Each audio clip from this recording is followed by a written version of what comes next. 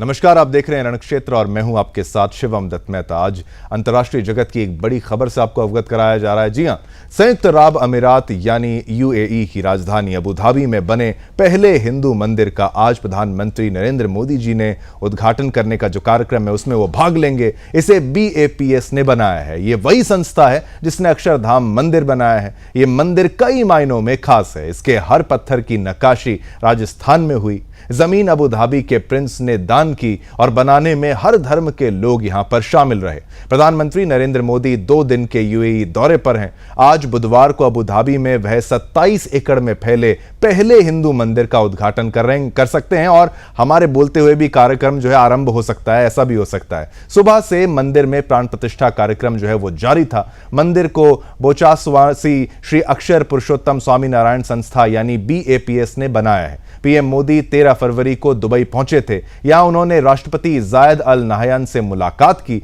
इस दौरान दोनों के बीच द्विपक्षीय बैठक हुई। पीएम मोदी ने कल भारतीय समुदाय को भी संबोधित किया। उन्होंने 65,000 भारतीयों से कल कहा। राष्ट्रपति नाहयान ने मंदिर के प्रस्ताव को बगैर एक पल भी गंवाए हां कह दिया। उन्होंने मुझसे यह तक कह दिया था कि जिस जमीन पर आप लकीर खींच देंगे मैं आपको वो दे दूंगा। आपको बता दें कि अबू धाबी यूएई की राजधानी है। दिसंबर 1971 में यूएई 7 अमीरातों का एक संघ बना था जिसमें Abu Dhabi, Dubai, Sharjah, Ajman, Al Quwain, Fujairah और रास अल खैमा शामिल हैं। अबू धाबी को 7 अमीरातों में से सबसे बड़ी और सबसे धनी अमीरात माना जाता है। अबू धाबी में बने इस मंदिर को करीब 700 करोड़ रुपए की लागत से तैयार किया गया है। इस मंदिर को BAPS संस्था के नेतृत्व में बनाया गया है। BAPS एक ऐसी संस्था है जिसने दुनिया भर में 1200 से ज्यादा हिंदू मंदिरों का निर्माण कराया है। यह मंदिर काशी विश्वनाथ कॉरिडोर से भी काफी बड़ा है। मंदिर को भव्य बनाने के लिए राजस्थान में पत्थरों पर नक्काशी की गई है।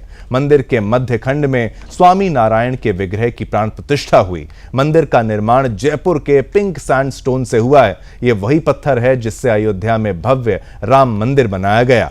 संगमरमर से बने मंदिर के हर स्तंभ पर हनुमान जी, राम जी, सीता जी, गणेश जी की प्रतिमाएं उकेरी गई हैं। मंदिर की बाहरी स्तंभों पर सीता स्वयंवर, राम वनगमन, कृष्ण लीलाएं आदि भी शामिल हैं। भारत और यूएई की संस्कृतियों का संगम दिखाने के लिए मंदिर में 7 स्तंभों को बनाया गया है। इस मंदिर का सनातन प्रचार पर क्या असर पड़ेगा ये देखने वाली बात होगी। सनातन धर्म के लिए इस मंदिर के मायने बहुत अधिक होंगे। इन्हीं पर बात करेंगे। हमारे साथ एक्सपर्ट्स यानी गेस्ट जुड़ेंगे। उससे पहले हमारी ये स्पेशल रिपोर्ट देखिए।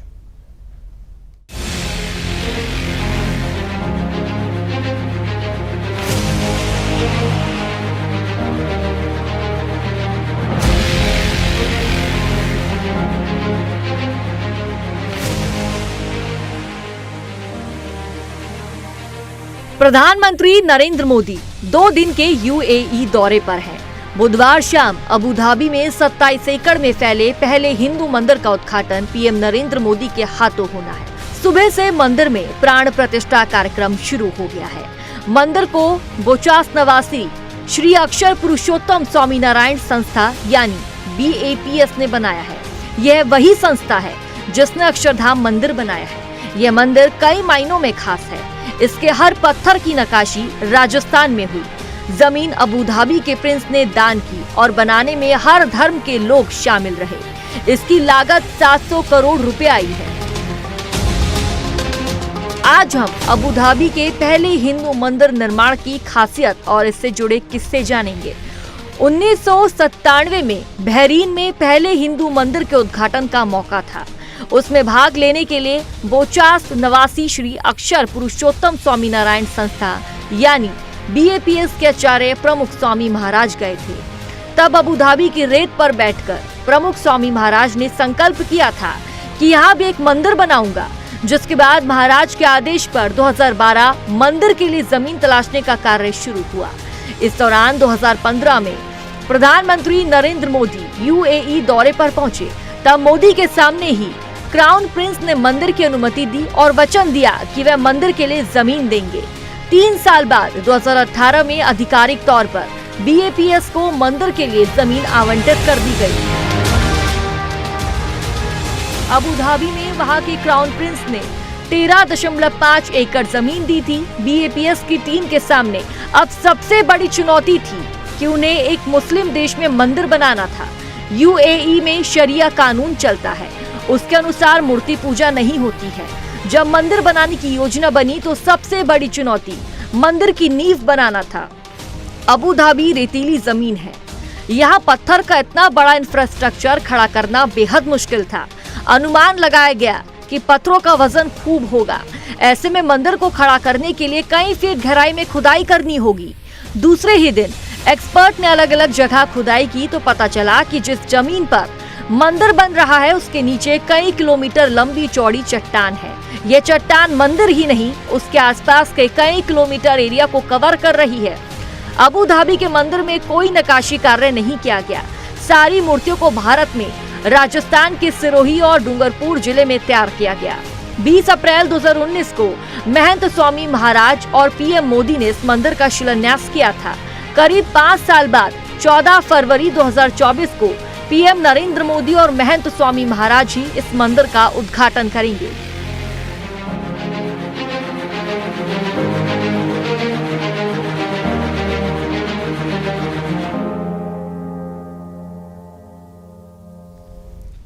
तो भारत के लिए एक बहुत महत्वपूर्ण बात है और हिंदुत्व के लिए एक बहुत बड़ी जीत। पहला मंदिर अबू धाबी में बनने जा रहा है और वो विशाल मंदिर है। 27 एकड़ में फैला 180 फीट ऊंचा ये मंदिर, भव्य दिव्य मंदिर, बिल्कुल जैसे अभी कुछ ही समय बीता है कि रामलला जी की प्राण प्रतिष्ठा हुई है। प्रभु श्री राम का मंदिर अयोध्या में बनकर तैयार हुआ और एक और खुशखबरी हिंदुओं के लिए एक और ये आ चुकी है अबू धाबी से, जहां पर विशाल हिंदू मंदिर BAPS संस्था के द्वारा बनाया जा रहा है, बन चुका है और अब इसका प्राण प्रतिष्ठा भी वहां पर हो चुकी है विग्रहों की और अब इसका उद्घाटन ही बाकी है। लगातार जैसे अपडेट्स आएंगे हम आपको वो तस्वीरें भी लाइव दिखाएंगे जहां पर प्रधानमंत्री नरेंद्र मोदी जी द्वारा उद्घाटन किया जाएगा। मैं स्वागत करना चाहूंगा अभी अब सारे मेहमानों का जो हमारे साथ इस वक्त जुड़े हैं। HS रावत जी, हिंदू धर्मगुरु, हमारे साथ इस वक्त मौजूद है। आपका बहुत बहुत धन्यवाद। आपसे बहुत कुछ जानना है इस मंदिर के बारे में भी और कितनी बड़ी जीत ये धर्म के लिए हुई है। रवि कुमार अय्यर जी संपर्क विभाग RSS से हैं और वो वरिष्ठ प्रचारक रह चुके हैं। इन्होंने काफी अपना जीवन का समय न केवल RSS को दिया, हिंदू धर्म को दिया। कई किताबें इन्होंने लिखी और काफी ज्ञान इनको है किस तरीके से राम के बारे में, खाली भारत में ही राम का नाम नहीं है, पूरे विश्व में किस तरीके से राम को पूजा जाता है और कल्चर का पार्ट प्रभु श्री राम है। और यहां पर देखिए एक और मंदिर बन चुका है। BS निगम साहब हमारे साथ जुड़ चुके हैं, पूर्व राजनयिक, वो भी हमारे साथ हैं। आपसे ये जानना है कि कैसे डिप्लोमेसी के लिहाज से ये बहुत बड़ी जीत साबित हो सकती है। संजीव श्रीवास्तव जी, विदेश मामलों के जानकार, और एक एंगल ये भी समझेंगे कि कैसे मोदी के रहते रहते ये खुशखबरियां जो मिल रही हैं और सॉफ्ट पावर कैसे यहां पर बढ़ती हुई हमें नजर आ रही है। लेकिन शुरुआत करते हैं रवि कुमार अय्यर जी, अगर आप मेरी आवाज को सुन पा रहे हैं, कितनी बड़ी उपलब्धि के तौर पर अगर आप इसको समझ पाए, कितनी बड़ी उपलब्धि के तौर पर ये पूरा देखा जाएगा, एक रेगिस्तान में इतना खूबसूरत मंदिर बनाया जाना, वो भी BAPS संस्थान के द्वारा, जहां पर कई देवी देवताओं के जो विग्रह हैं वो मौजूद रहेंगे। यहां पर एक और बार जय श्री राम एक और बार हो चुका है अबू धाबी में। रवि जी, धन्यवाद सभी श्रोताओं को। आज का दिन सबके लिए बहुत महत्व रखता है। कुछ दिन पहले हमने देखा कि हमारे मंत्री स्मृति ईरानी जी भी सऊदी अरेबिया के मदीना जाकर आई है। यह बदलते हुए परिस्थिति को दिखाती है। भारत बहुत उभर कर आ रहा है और भारत के साथ संबंध जोड़ने में हर देश आगे है। और अबू धाबी में एक भव्य मंदिर का आना ये भारतीयों के लिए गर्व का विषय है। उनके लिए भी एक गर्व का विषय है कि अब दुनिया बदल चुकी है, यहाँ हमें सबके साथ रहना है और इससे अबू धाबी को बहुत फायदा होगा, पर्यटन बढ़ेगा और भारत की महिमा दुनिया में और भी तेजी से बढ़ेगा। बिल्कुल बिल्कुल बिल्कुल। और ये रीविजिटिंग द हिस्ट्री, कल भी इसी विषय पर हम चर्चा कर रहे थे कि अरब शब्द की उत्पत्ति कैसे हुई है। HS रावत जी, आपसे अगर मैं जान लूं, ये मंदिर जो है स्वामी नारायण का मंदिर है, अब ये आज से इसमें जब उद्घाटन हो जाएगा, हिंदुओं की जीत के तौर पर तो इसको देख ही रहे हैं, लेकिन एक इस्लामिक राष्ट्र में और ये पहला मंदिर होना, वहां पर चर्च भी हैं, गुरुद्वारे का भी जिक्र करते हैं, वहां मस्जिद तो खैर है ही, ये मंदिर आने में इतना समय क्यों लग गया? पिछली सरकारों के द्वारा क्या कोई प्रयास नहीं किया गया था या फिर ऐसी कोई बात सोची नहीं गई थी, या BAPS के द्वारा ही इसको बनाने में सफलता हासिल करना, क्या कारण रहे होंगे? शिवम जी, देखिए, समय का परिवर्तन होता है और युग परिवर्तन होता है। युग परिवर्तन का मतलब है कि जैसे ग्रहों की चाल पलटती है, संसार में सिस्टम चेंज होता है। पहले अरब लोग लूट खसोट के राज चलाते थे, कब्जा करते थे। अब वो सब चीजें नहीं रही हैं। अब उनको पता है भविष्य में तेल भी खत्म हो जाएगा, उसके बाद क्या होगा। अब उनको लगता है कि लिबरलाइजेशन तो लाना ही पड़ेगा किसी भी कीमत पर, उदारवादी हमें होना पड़ेगा। कट्टरपंथ से हम सत्तापन देशों को चला नहीं सकते हैं, क्योंकि कहीं ना कहीं आपको अगर टूरिज्म को बढ़ाना है वहां पर, तो कहीं ना कहीं आपको लिबरल होना पड़ेगा। और उनको इस बात का पता है कि जो भारतीय लोग हैं सबसे ज्यादा वो पूजा पाठ को यकीन करते हैं, उसके लिए वो कहीं तक भी जा सकते हैं। कितनी यात्राएं होती हैं, सबके पास एक दूसरे का रिकॉर्ड होता है। उनको पता है कि वैष्णो देवी के अंदर कितने यात्री जाते हैं, तिरुपति बालाजी में कितने, सब एक दूसरे के देश को समझते हैं। अब उनको पता है कि यूएई के अंदर भारतीय बहुत ज्यादा हैं और वहां पर उनको एक मंदिर की भी जरूरत है, तो उससे निश्चित तौर पर उनका रेवेन्यू भी बढ़ेगा। तो ये परिवर्तन है। और सबसे बड़ी बात है, इसमें श्रेय जाता है नरेंद्र मोदी जी को, प्रधानमंत्री को श्रेय जाता है। जब अगर देश का मुखिया धार्मिक होगा, उसकी सोच उस साइड में होगी, तो निश्चित तौर पर उन चीजों को, उन मार्गों को वो व्यक्ति तलाश करता है। पहली सरकारों ने इसको तलाश करने की कोशिश ही नहीं की। उनको ये लगता था कि अगर मंदिर की बात की तो हिंदुस्तान की वोट बैंक है एक वर्ग की, वो खिसक जाएगी। तो उस वोट बैंक को खुश करने के लिए उन्होंने तो हिंदुस्तान के मंदिरों को भी गड्ढे में डालने की शुरुआत कर दी थी। उनकी कोई मरम्मत नहीं, उनकी कोई कुछ नहीं, उनका सब कुछ उनको अपने टेक ओवर कर लिया। तो ये मुझे ऐसे लगता है युग परिवर्तन आ रहा है और ये धीरे धीरे उनको यूएई को विरोध तो सहना पड़ेगा, लेकिन बाकी के कंट्री जो है उनको ये पता चलेगा कि एक मंदिर से उनके यूएई का रेवेन्यू कितना बढ़ रहा है, कितना टूरिज्म बढ़ रहा है और कितने लोग जब वहां जाते हैं, एक एक आदमी जो 5-5, 10-10 लाख खर्च करके आने वाला है, अगर लाखों आदमी जब वहां जाएंगे तो उनका रेवेन्यू बढ़ेगा और वो आगे भी ये दरवाजे खोलने वाले हैं। मुझे ऐसे लगता है हर कंट्री में, इस्लामिक कंट्री में दोबारा से सनातन धर्म की जय जयकार, घंटियां और शंख बजने वाले हैं। ऐसी उम्मीदें भविष्य में मुझे दिखाई दे रही हैं। बिल्कुल बिल्कुल, ये आपने जो शब्द इस्तेमाल किया ये बहुत महत्वपूर्ण है। एक युग परिवर्तन के तौर पर इसको आप समझिए। लोग कह रहे हैं कि देखिए कलयुग आ रहा है, मैं तो कह रहा हूं ये तो बहुत अच्छा युग आता हुआ नजर आ रहा है, जहां पर मंदिरों के निर्माण पुनः वापस से हो रहे हैं। ये तो भगवान की इच्छा के बगैर कैसे हो सकता है। और हम बार बार उन्हीं विषयों को सुदर्शन न्यूज पर उठाने का प्रयास करते हैं जहां पर भगवान का नाम लिया जा रहा है और मंदिर का विषय हम कैसे छोड़ सकते हैं। बीएस निगम जी, आपसे अगर मैं पूछना चाहूं, इन्होंने जो यहां पर तथ्य उठाए हैं जो कि फैक्ट्स भी हैं, केवल तेल के आधार पर आप अपनी इकोनॉमी को चलाते रहें और ये सोचते रहें कि हमेशा वो चीज चलती रहेगी, ये सही नहीं है। काफी बदलाव पूरे मिडिल ईस्ट में, जो कि अमीर देशों की गिनती श्रेणी में आते हैं, उन्होंने बदलाव किए हैं। चाहे टेक्नोलॉजी के क्षेत्र में आना हो, चाहे एआई के क्षेत्र में आना हो, चाहे वहां पर तेल से हटकर भी कुछ ऐसे सोर्सेज ऑफ इनकम जनरेट करना, आय के स्रोत को वहां पर बनाना, ये विचार में था उनके। लेकिन इसको आप कैसे देखते हैं? मंदिर का निर्माण क्या एक मैसेज की तरफ से? बीएस निगम जी। देखिए, ये जो घटना एक बहुत बड़ी भारत के लिए गौरवशाली हुई है जी। इसमें जो आपने मुझसे प्रश्न किया है कि इसका डिप्लोमेटिकली क्या होगा जी, मैं आपको बताना चाहता हूं कि पहले अरब कंट्री जितने भी थे वो सारे के सारे कहीं धर्म के नाम पर इकट्ठे हो जाया करते थे और वो पाकिस्तान के माध्यम से वो कभी तो इस्लामिक बम के लेकर के और कभी इस्लामिक कंट्रीज के ऑर्गेनाइजेशन के नाम से तो भारत को बरगलाया करते थे। भारत के सुनते नहीं थे, केवल पाकिस्तान की ही सुनते थे। लेकिन जो एक युग परिवर्तन की बात कही है रावत साहब ने, ये पूर्ण रूप से सहमत हैं कि जब समय आता है तभी सारी चीजें एक साथ होने लगती हैं जी। और देखिए सनातन का कितना सुंदर रूप, हम इसका एक पॉजिटिव रूप भी देखें और हम केवल सनातन को डिफाइन करने वाले, हम सुनने वाले बने। क्या ये बात कम है कि एक मुस्लिम देश में वहां के शासक ने हमें जमीन दी और कहा कि आइए मंदिर बनाइए? ये कितना क्रांतिकारी कदम है।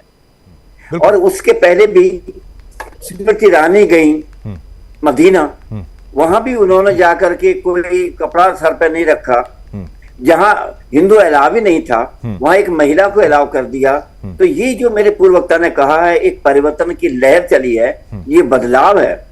और बदलाव इसलिए भी है जो आर्थिक पक्ष भी है कि तेल सदैव के लिए तो है नहीं। सही बात।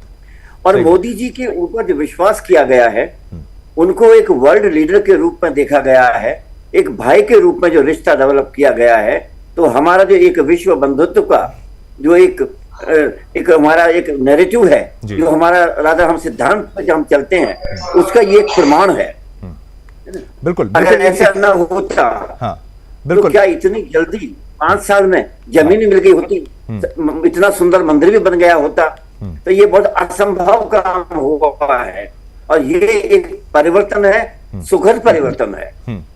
बिल्कुल, और सनातन के लिहाज से तो ये एक जीत है ही, क्योंकि हिंदू धर्म की जब बात की जाती है वो केवल भारत तक ही, जो आज की जो बाउंड्री है वहां तक सीमित नहीं था, बहुत विशाल इस धर्म के बारे में था। और संजीव श्रीवास्तव जी, जो लोग कहते थे कि भाई मंदिर से क्या रोजगार आएगा, राम क्या नौकरी देंगे, उनके मुंह में तो एक तरीके से ये तमाचे के तौर पर है कि देखिए आप मिडिल ईस्ट को सिखाएंगे क्या कि व्यापार कैसे किया जाता है या मंदिर से क्या फायदा लाभ होगा।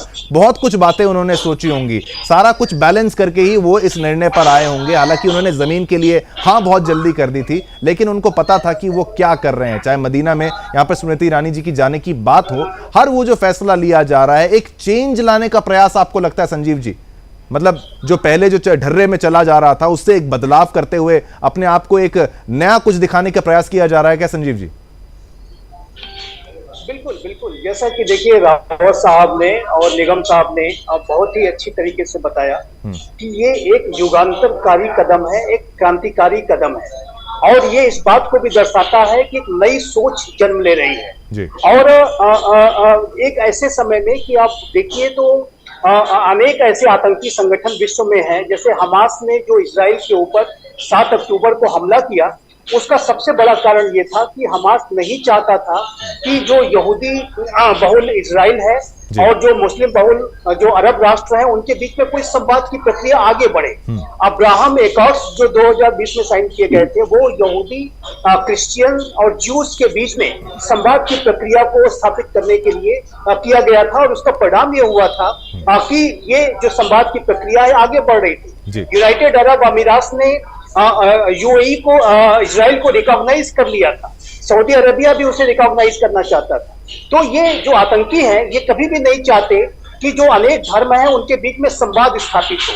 ये जो आतंकी क्लैश ऑफ सिविलाइजेशन यानी सभ्यताओं के बीच में टकराव को बढ़ाने की साजिशें रच रहे हैं और इस ऐसे क्रिटिकल समय में भारत और जो हमारा जो हिंदू धर्म है, विशाल हिंदू धर्म है जो कि पूरे विश्व में बंधुत्व की भावना के साथ काम करता है, वसुधैव कुटुंबकम का हमारा विजन है। हम एक मंदिर को जब एक ऐसे टेरिटरी में कि जहां मुस्लिम बहुल राष्ट्र हैं वहां पर बना पा रहे हैं तो ये जाहिर है कि एक युगांतरकारी कदम है और इसके लिए बाप संप्रदाय, भारत की जो सरकार है और यूएई की भी जो सरकार है, सभी जो है बहुत बहुत बड़े धन्यवाद के पात्र हैं कि उन्होंने क्लैश ऑफ सिविलाइजेशन की विचारधारा को रिजेक्ट करते हुए डायलॉग एमंग सिविलाइजेशन को आगे बढ़ाने का कार्य किया है। ये जो प्रयास है ये सभ्यताओं के बीच में संवाद स्थापित करेगा, समझदारी पैदा करेगा। मैं यहाँ पर आपके चैनल के माध्यम से एक बात और कहना चाहता हूँ कि ये जो कदम है ये उसी तरीके का कदम है जैसा कि कदम स्वामी विवेकानंद ने शिकागो की धर्म संसद को संबोधित करके किया था। बिल्कुल, स्वामी विवेकानंद ने जो धर्म संसद थी उसमें अनेक धर्मों के लोग थे और उनके बीच में जाकर के उन्होंने जो हमारा जो सनातन हिंदू धर्म है उसके बारे में जो व्याख्यान दिया था उसकी पूरी प्रशंसा पूरे अमेरिका में, पूरे विश्व में की गई थी। और आज ये जो कदम लिया जा रहा है वो भी एक बुरी प्रशंसा वाला कदम है और पूरे विश्व की इसके ऊपर नजर है और जाहिर है कि ये सभ्यताओं के बीच में टकराव को बढ़ाने की जो साजिश को रिजेक्ट करने वाला कदम है और सभ्यताओं के बीच में संवाद को, डायलॉग अमंग सिविलाइजेशंस को बढ़ाने वाला कदम है। इसी वजह से मैं मानता हूं कि ये युगांतरकारी घटना है, एक बहुत बड़ा कदम है और जाहिर है कि ये जो कदम है इसके बड़े ही सकारात्मक दूरगामी परिणाम पूरी अंतरराष्ट्रीय राजनीति के लिए होंगे और हमास जैसे आतंकी संगठन या ऐसे जो भी आतंकी संगठन क्लैश ऑफ सिविलाइजेशन को बढ़ाने की साजिश करेंगे उनका रिजेक्शन इसी तरीके के कर्मों के साथ अंतरराष्ट्रीय समुदाय करेगा। बिल्कुल और जो चाहते थे कि भारत और आगे ना बढ़े या उनके रिश्ते कुछ देशों से कभी भी ना सुधरे, चाहे इस्लामिक राष्ट्रों की बात यहां पर की जाए, ओआईसी की बात यहां पर की जाए, पाकिस्तान का जिक्र जिस तरीके से आपने किया, पाकिस्तान को इस वक्त बहुत परेशानी हो रही होगी, लेकिन दुश्मनी द्वेष से बेहतर है दोस्ती, उससे ज्यादा बेहतर फायदा आपको दोस्ती में होता है, रिश्ता निभाने में होता है। और यह संदेश इस वक्त पीएम मोदी की तरफ से भी आ रहा है और यूएई की सरकार की तरफ से भी हमें देखने को मिल रहा है। रवि अय्यर जी, अब आप क्योंकि मंदिर के बारे में तो जानते ही हैं और रिविजिटिंग द हिस्ट्री ये बात जो है लोगों के मुंह में आ चुकी है, क्योंकि सनातन धर्म जो है वो केवल भारत के इसी बाउंड्री के अंदर तक नहीं था, विशाल ये धर्म था। अब इस रेगिस्तान में एक पुष्प की भांति ये पूरा मंदिर जो है वहां पर सनातन की खुशबू को सभी के साथ साझा करेगा, सभी को फैलाएगा ये खुशबू के साथ। क्या कहेंगे, क्या क्या बातें जो हैं इस्लामिक राष्ट्रों में भी किस तरीके से पहले सनातन था, जिस बारे में आप हमसे चर्चा कर भी चुके हैं, कैसे वहां पर भी राम का नाम है, हर सभ्यता में राम का नाम है। यहां मिडिल ईस्ट से अगर इसका आरंभ करते हुए आपसे जाने तो रवि जी। हाँ जी, हम कुछ वीडियो देखे होंगे कि अरबी लोग अरबी वेशभूषा में, महिलाएं बुर्खा में भजन गा रहे हैं संस्कृत में, गणेश शरणम शरणम गणेशा।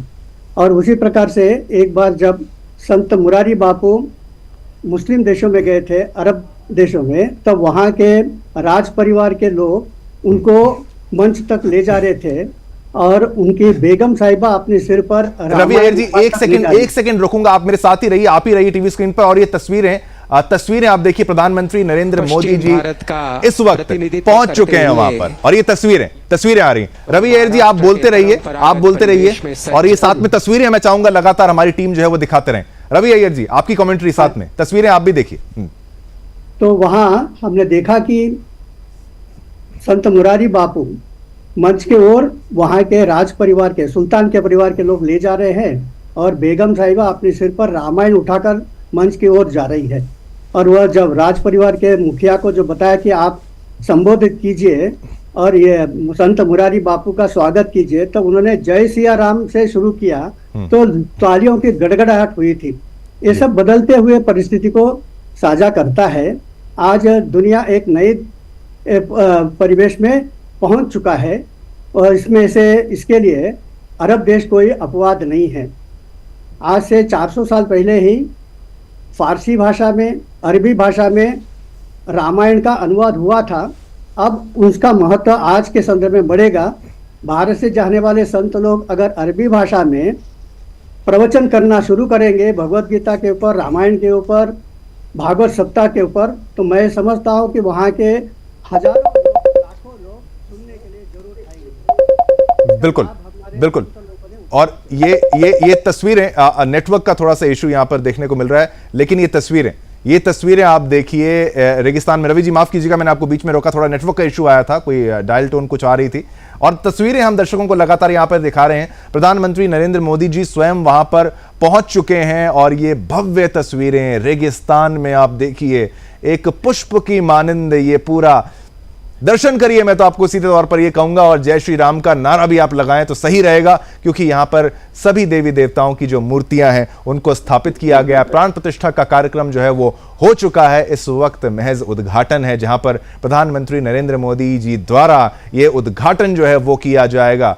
और आप इसकी भव्यता को देखिए, ये सब कुछ नक्काशी करके भारत से लकड़ी के बक्सों में होता हुआ इतनी दूर वहां जाके पहुंचा, और ये अभिवादन करते हुए, नमस्कार करते, और ये साधुओं को नमस्कार करते हुए BAPS संस्था के सभी, स्वामी नारायण संस्था के ये साधु संत समाज के लोग हैं, वरिष्ठ यहाँ पर साधु संत समाज के लोग हैं, और ये वो लोग हैं जिन्होंने रेगिस्तान में पुष्प को खिला दिया है, एक हिंदू सनातन मंदिर को बना दिया है। और ये तस्वीरें देखिए, बेहद ही गौरवशाली दिन, ऐतिहासिक दिन, ना केवल सनातन धर्म के लिए बल्कि भारतीयों के लिए जो विश्व में कहीं भी बैठे हों, किसी भी धर्म के क्यों ना हो। ये संदेश जाता है। 7 स्तंभों को देखिए, 7 इमारतों को देखिए, और उसी के अनुरूप यहां पर मंदिर का निर्माण किया गया है। तस्वीरें हम आपको लगातार दिखा भी रहे हैं, और देखिए ये इसको बनाने में कितना समय लगा और बनाने में किन किन लोगों का यहां पर हाथ है। यहां पर बांग्लादेशी लोग भी थे, पाकिस्तानी लोग भी थे,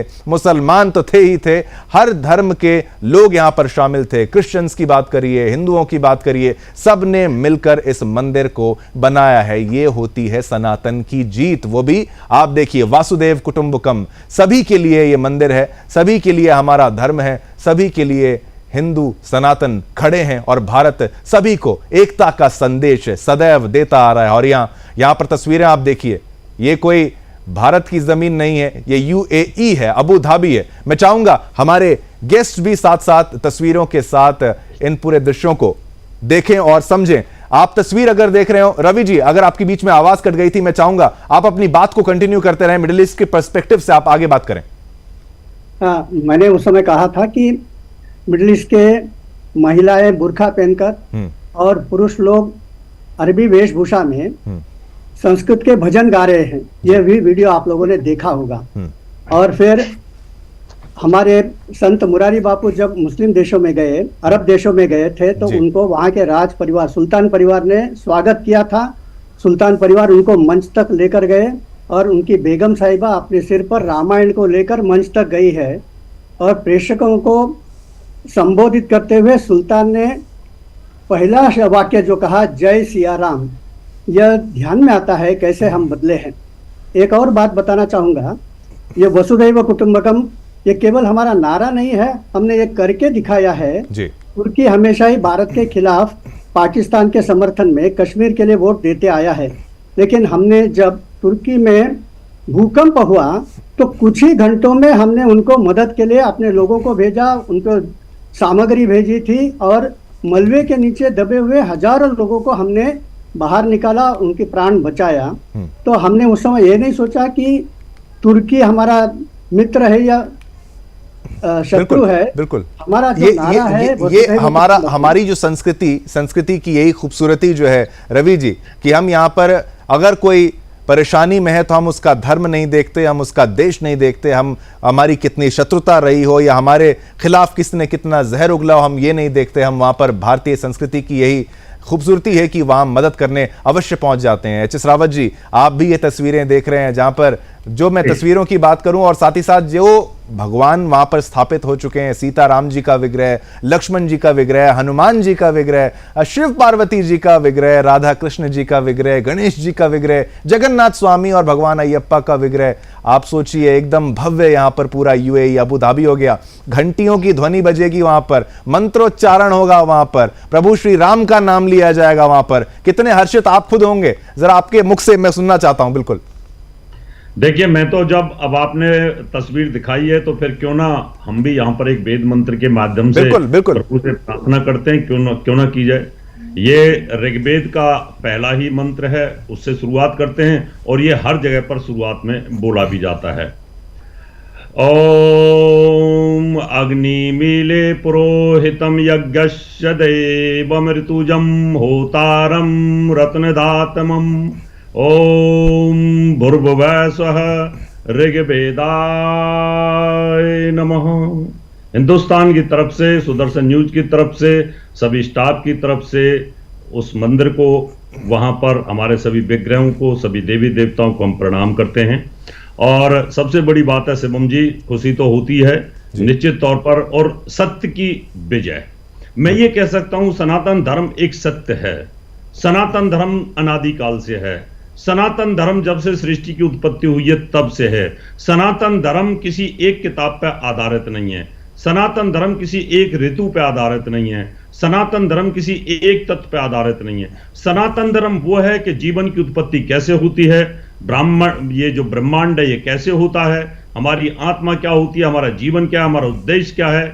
हमारे यहाँ विशाल ज्ञान का भंडार है और वो जितना भी वो लोग ले सकते थे उन लोगों ने लिया है। इसलिए धीरे धीरे अब जो बुद्धिजीवी वर्ग पूरे विश्व के अंदर पैदा हो रहा है, नए नए जो युवा आ रहे हैं, पढ़ रहे हैं, वो सब समझने की कोशिश करते हैं कि सच्चाई कहाँ है। सच्चाई क्या हदीसों में है, सच्चाई क्या कुरान में है, सच्चाई क्या बाइबल में है, सच्चाई क्या गीता में है। जब गीता को जब वो लोग पढ़ते हैं तो गीता का एक एक श्लोक, एक एक मंत्र इस बात को वो बताता है कि ये तो हमारे जीवन के साथ कहीं ना कहीं घटित होती है। जब आप वेदों को पढ़ते हैं, उपनिषदों को पढ़ते हैं, तो आपको ये एहसास होता है कि हमारा जीवन बना कैसे, जीवन की उत्पत्ति होती कैसे है, और जीवन का जीने का आधार क्या है, और हम भगवान को कैसे प्राप्त कर सकते हैं। योग समाधि है क्या, अष्टांग योग क्या है, आदमी की मेमोरी कहाँ जाती है, समाधि कहाँ होती है, किस प्रकार से हमें शब्द आते हैं, इन शब्दों का वैज्ञानिक रहस्य क्या है, प्राण प्रतिष्ठा का वैज्ञानिक रहस्य क्या है, मंत्रों का रहस्य क्या है। ये सब चीजें कहीं पर भी नहीं मिलेगी सनातन धर्म के अलावा। और सनातन धर्म में भी जो छोटे छोटे पंथ बन गए हैं वो भी एक एक विचारधारा को लेकर के, तो इतना विशाल है ये। और इसकी शुरुआत अब जो हुई है अबू धाबी से, ये बहुत बड़ी बात है। और वहां के लोगों को इस बात का एहसास भी हो गया है। नए नए युवा गूगल सर्च करते हैं, वो ये देखते हैं कि हिंदुस्तान के अंदर एक स्वामी पद्म नाम का मंदिर है, सबसे रिच है, वो एक अबू धाबी की इकोनॉमी के बराबर उसकी रेवेन्यू है। और अगर 2 मंदिरों की अगर रेवेन्यू को इकट्ठा कर दिया जाए, यानी आप तिरुपति बालाजी का ले लो और पद्मनाभ मंदिर का ले लो, तो अबू धाबी की पूरी इकोनॉमी के बराबर हो जाता है। यानी इतना हमारे पास कहीं ना कहीं वहां से सामर्थ्य है। ये भगवान की कृपा है रावत जी, आप देख रहे हैं ना, ये धन दौलत की जो बात करते हैं और मंदिर रोजगार जो देंगे, जो ये देंगे नहीं देंगे, कैसे देंगे, जो ये प्रोपेगेंडा किया जाता है, मैं तो कहता हूं मंदिर के बाद एक और मंदिर बने, इतने मंदिर बने। और आप देखिए ये सुंदरता सनातन धर्म की है, कोई किसी का द्वेष नहीं, किसी का नुकसान नहीं, चाहे वहां पर जो फल बेचने वाला हो, फूल बेचने वाला हो, किसी धर्म का हो, हिंदुओं के द्वारा कोई भेदभाव नहीं किया जाता, सभी से वहां पर फल खरीदे जाते हैं, फूल खरीदे जाते हैं। और वहां पर होटल इंडस्ट्री हो, कुछ भी हो, वो जो डेवलपमेंट ही डेवलपमेंट है। और यहां पर ये तस्वीर देखिए, इन्होंने बिना सोचे समझे अबू धाबी में मंदिर के लिए जमीन नहीं दी होगी। और ये तस्वीरें आप देखिए, प्रधानमंत्री नरेंद्र मोदी जी द्वारा 1957 की भी हमने तस्वीर दिखाई, जो पहला चरण जिसको आप कहेंगे कि 1957 में ही BAPS संस्था के द्वारा ये सपना देखा गया था कि अबू धाबी में एक भव्य मंदिर बनाया जाएगा, लेकिन थोड़ा इंतजार करना पड़ता है। दूसरा चरण 2012 में शुरू हुई, जमीन की तलाश की गई और 2018 में जो तीसरा चरण 2019 में बनकर तैयार हुआ। नक्शा चौथा चरण है, रेत भी चुनौती था, जमीन के नीचे मिली प्राकृतिक चट्टान। और 5वां चरण राजस्थान में नक्काशी, जहाज से UAE भेजी गई मूर्तियां। अब देखिए बहुत सारे स्टेप्स यहां पर जो है, निगम साहब आप भी देख रहे हैं, तस्वीरें हम लगातार दिखाते जा रहे हैं और ये मिस नहीं करना, ये दर्शन कर रहे हैं आप एक रेगिस्तान की जमीन पर, जहां पर मैं पुनः कहूंगा एक पुष्प खिला है। BS निगम जी, इन तस्वीरों को देखते हुए भारत की सॉफ्ट पावर का डिस्क्रिप्शन देते हुए हमारे दर्शकों को समझाइए, केवल सनातन धर्म या हिंदू धर्म की बात नहीं है, ये डिप्लोमेसी में एक बहुत बड़ी जीत हासिल कर ली है हमने। निगम साहब, तो देखिए पूरा जो विश्व है भारत की तरफ हमेशा से देखता रहा है, लेकिन जब से मोदी जी आए हैं तब से और विशेष तौर से वो देखने लगा है। मैं आपको एक इम्पैक्ट की बात बताऊं, जो सनातनी इम्पैक्ट होता है। देखिए लोग मक्का मदीना जाते हैं, हज करने के लिए जाते हैं, वहां से आबे जमजम लाते हैं, हम गंगा जल लाते हैं। ये परंपरा पहले नहीं थी पानी लाने की, लेकिन जो भारतीय मुसलमान जाते हैं वो वहां से पानी लेकर के आते हैं। ये क्या है? इसके अलावा अमेरिका में जहां ट्विन टावर ढाए गए थे, उन ट्विन टावर की जगह एक यादगार वो बनाया गया है, स्मृति लोगों के में वो कुंड बनाया गया है, कुंड में ऊपर से पानी गिरता है। और मैंने अपनी आंखों से देखा है कि लोग बोतलों में भर भर के उस पानी को ले जाते हैं, उस पानी से आंचमन करते हैं। ये इम्पैक्ट कोई कम है भारत का? नहीं, जैसे जैसे भारत का ये जो नया एक हमारे सांस्कृतिक एक जो रिनेसा है, पुनर्जागरण है, ये जो किया जा रहा है, हो रहा है ना, ये अभी और भी स्पीड पकड़ने वाला है। मैं तो कहूंगा ये जो आपने पुष्प शब्द का इस्तेमाल किया है कि, और मैं कहता हूं कि एक शब्द होता है अंग्रेजी में ओएसिस। पूरे रेगिस्तान में अगर कोई हिंदू ओएसिस है तो ये दिखाई देगा और इसका विस्तार और सब जगह धीरे धीरे हो जाएगा। मैं इसको एक बहुत बड़ी एक युग की घटना देखता हूं कि एक ऐसी जगह पर भारत मतलब हिंदू मंदिर का होना निसंदेह है, इसका शब्दों में भी नहीं बयान किया जा सकता, जितना ये इसका एक महत्व बढ़ जाता है। जी। और जो डिप्लोमेसी की बात करते हैं, पूरी इकोनॉमी बदल जाती है मंदिर से। आपने अयोध्या में देखा कैसे क्या हो गया। बिल्कुल एक मंदिर छोटा सा जिसके लिए इतनी लड़ाई हो रही थी, अब भव्य मंदिर जिसका इम्पैक्ट आर्थिक है। यही जब यहाँ के दुनिया के लोग जाएंगे। बिल्कुल मैं माफी चाहूंगा, समय का अभाव यहां पर है, हमारे कार्यक्रम की एक समय सीमा भी है, तस्वीरें हम दर्शकों को दिखा रहे हैं, लेकिन धन्यवाद आप सभी का मैं करना चाहूंगा। पुनः आपको वापस जोड़ने का प्रयास हम करेंगे, इसी 1 घंटे के भीतर में प्रयास करेंगे पुनः आपकी जो एक्सपर्टीज है वो ली जाए। लेकिन HS रावत जी का धन्यवाद, रवि कुमार अय्यर जी का बहुत बहुत धन्यवाद, BS निगम जी का धन्यवाद, संजीव श्रीवास्तव जी आपका धन्यवाद। पुनः जोड़ेंगे और गेस्ट को और विस्तार से समझाएंगे कैसे अबू धाबी में जय श्री राम का नारा अब गूंजने लगेगा, क्योंकि वहां पर मंदिर का उद्घाटन कुछ ही पलों में प्रधानमंत्री नरेंद्र मोदी जी द्वारा हो जाएगा। एक छोटा सा ब्रेक यहां पर लेंगे, इस कार्यक्रम की समाप्ति है, लेकिन मेगा कवरेज अबू धाबी से सुदर्शन न्यूज पर जारी रहेगी। मेरी तरफ से जय श्री राम, जय जय श्री राम, जय हिंद।